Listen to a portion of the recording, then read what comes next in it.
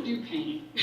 I don't do emotions that much. I have to force emotions out of myself. Because of the way I was raised, emotions a lot of the times feel like a liability to me, feel like a weakness to me. So I'm very avoidant of my emotions. So for a long, long, long time, I avoided, after my mom died, I avoided dealing with those emotions. And I had a lot of stuff to throw myself into. I was starting my grad school.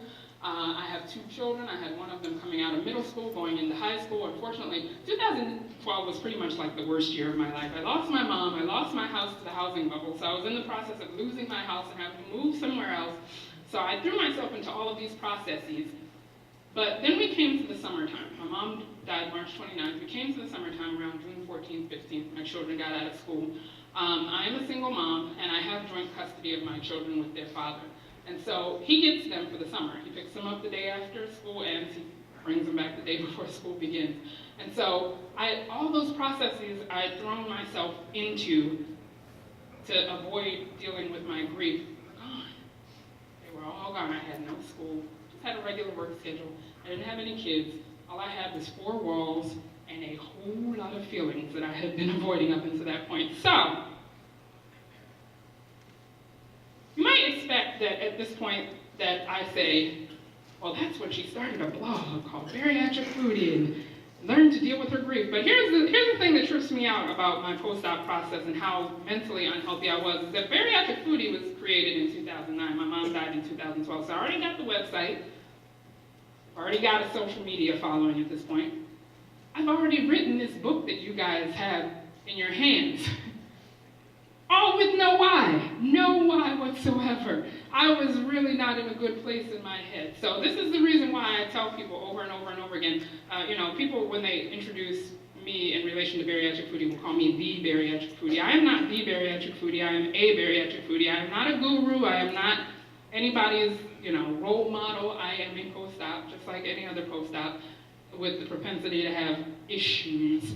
So I just wanted to point that out to say, that, don't put anybody on a pedestal, because we all have issues and we all have problems. And I managed to make it that far into my post-op career and with that much outreach without really having a great why. And if you manage to get into the archive, if you go into the website and onto the archives of the blog, you can see the remnants of those unhealthy thought patterns that I have in some of my earlier blog posts, because I talk about my relationship with food. When I give you a recipe, you have to endure a story first. So scroll through the story to get to the recipe. So yeah, all with no why. So at this point, I was kind of in trouble because I didn't have anything to distract me from this grief. I personally am a stress non-eater. So when my children left, they were kind of worried about me because I had fallen into this pattern, equally unhealthy. As unhealthy as overeating is, not eating is equally unhealthy. So I had fallen into this pattern of not really eating, not really taking that great care of myself, because I'm trying to avoid this pain. So after they left, like I said, I don't really do feelings. I'm very avoidant with feelings. So if I'm trapped inside the house with my feelings, my inclination is to leave the house. That's precisely what I did. So I got stepping. About 3/4 of a mile from my house, there is a water reservoir that we call Lake Montebello, because it's kind of like a lake. It has a walking loop that's about 1.3 miles around.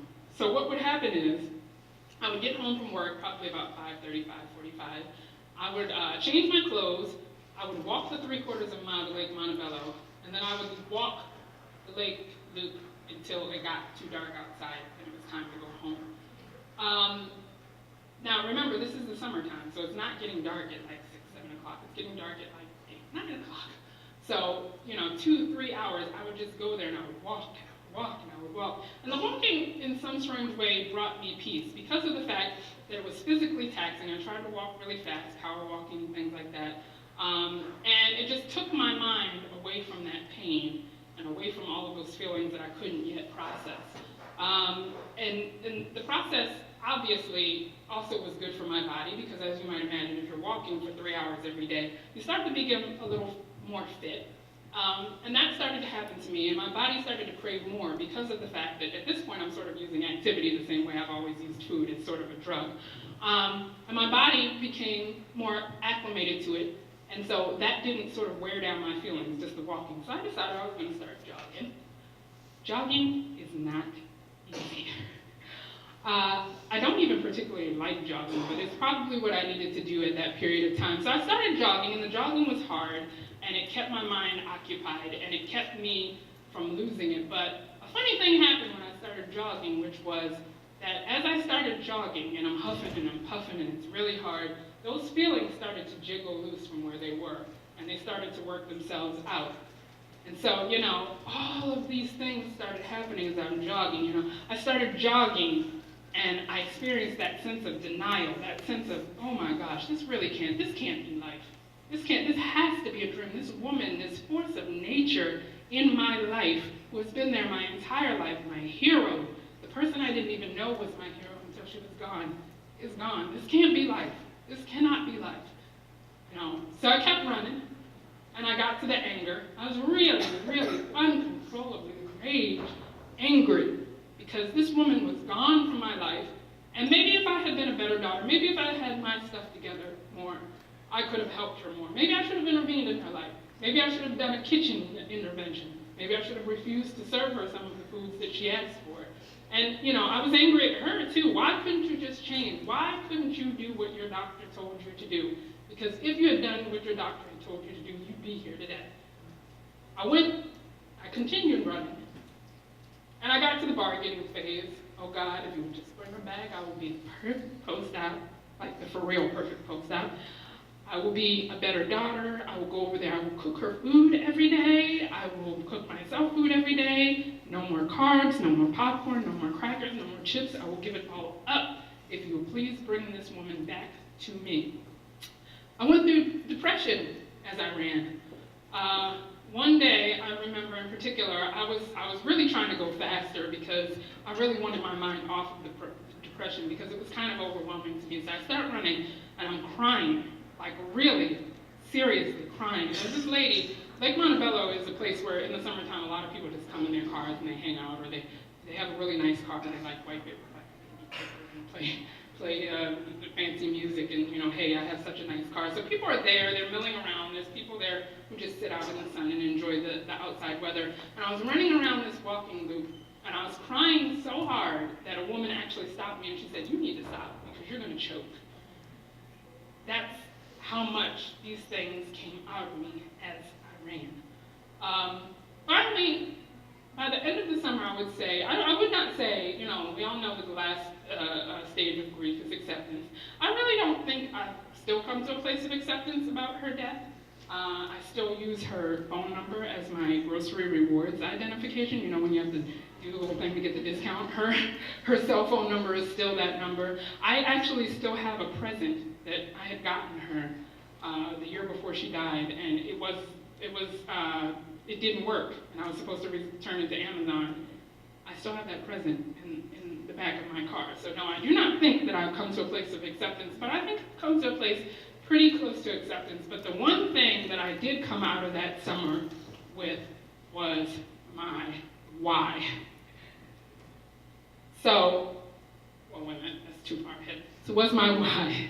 And so in embracing my why, and I'm going to tell you what my why is in a minute, what my official why is in a minute, I had to embrace some things about myself, including the fact that I have to be able to stand up and own up to my issues and say that my name is Nikki and I am an addict. That is not something I take lightly. It is not the fact that I just have a little bit of a lack of willpower or control. It's not the fact that I overdo it every once in a while. Systematically, I have used food as a drug throughout my life. And I deal with that. I have a therapist.